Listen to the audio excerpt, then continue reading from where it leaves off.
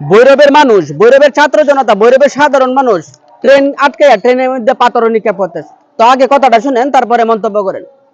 সারা জীবন শুনে যে পাথর নিক্ষেপ করা হয় চুর, চাঁদাবাজ, দুর্নীতিবাজ, লম্পট, যারা দর্শনকারী, নারীদের সাথে বেহায়াপনা করে তাদের। কিন্তু এই ভৈরববাসী পাথর নিক্ষেপ করতেছে সরকারি ট্রেনের মাধ্যমে, রাষ্ট্রের ট্রেনের মাধ্যমে, যেটা জনগণের টাকা দিয়ে কিনা। আপনারা ভৈরবকে জেলা হিসেবে দাবি করতেছেন, এটা ভালো কথা, কিন্তু শান্তি শৃঙ্খলা ভাবে আন্দোলন করেন। এইভাবে ট্রেনের মধ্যে ট্রেন আটকে পাথর নিক্ষেপ করা কোনো ভালো মানুষের কাজ হইতে পারে না।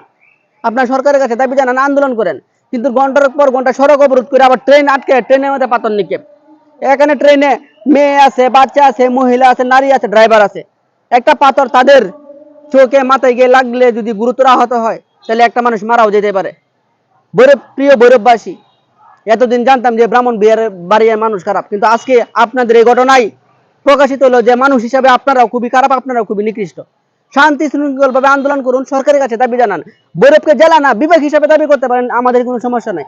কিন্তু রাষ্ট্রীয় কোনো সংস্থায়, রাষ্ট্রীয় কোনো গাড়িতে, রাষ্ট্রীয় কোনো বাহিনীর উপর এভাবে পাথর নিক্ষেপ করা মোটেও কাজ না। এই পাথরগুলো নিক্ষেপ করলে হয়তো গ্লাস ভেঙে কারো মাথা ফাটবে কিংবা কারো চোখে যাবে। সুতরাং আন্দোলন করতেছেন, দাবি জানাইতেছেন, শান্তি শৃঙ্খল ভাবে দাবি জানান। ধন্যবাদ।